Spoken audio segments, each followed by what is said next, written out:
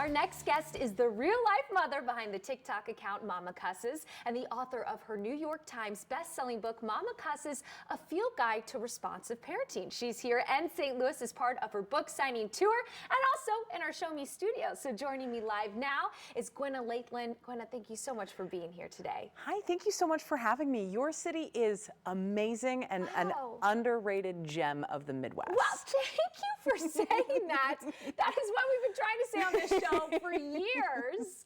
But of course, we want to talk about this book. It's, I mean, it's already on the charts. It's the talk of the town. Momma Cusses. So what can people expect? So Momma Cusses attempts to be a realistic and relatable view of parenting. Okay. Parenting is very hard because we start with sentient meatloaves that we are responsible for teaching how to be not just people but good people. And there's so much that goes into that, and there's no one right way to raise a child. So if there's no one right way, but there are some definite wrong ways, how do you determine what's going to work? And when I wrote Momma Cusses, I wanted to provide a resource for people who really have no idea what to do, which is most of us. Yes. So it's all about responsive parenting. So if there are some parents at home watching, what is responsive parenting? So responsive parenting is what I call the opposite of reactive parenting. Reactive parenting is something happens and you have to decide what to do and how to handle it, and you've got about 10 seconds before the next thing is going to happen. Right. Responsive parenting, you can't prepare for every little thing your kid's going to get into, but you can prepare yourself to be able to emotionally regulate and teach your kid to do the same. Yes, we can get mad that the cup is red and not blue, but not all of us have to melt down about it. So, and also what I love about your platform and what you do, it's this idea, this is relatable, right? Like this is real, this is raw.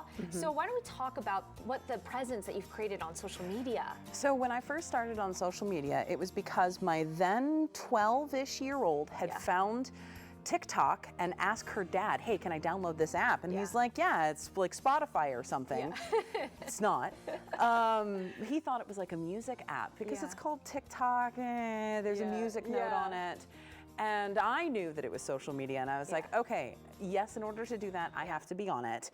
And she said, okay, but whatever you do, don't post anything, Mom. You're so cringe. Don't post. And here we are. Here we are. On the local TV, this is what has happened, what we have created. Well, it's so exciting to reach this milestone, and we were even chatting before. I was saying, watching my siblings have kids, and I'm just being like, wow, this is hard. I don't even know where to start. I don't even know how to help them. So you're really just being that light for people, that we're all in this together. We absolutely are. Increasingly, our village feels like it's moving further and further away from us, that village we were all promised that it takes to raise a kid.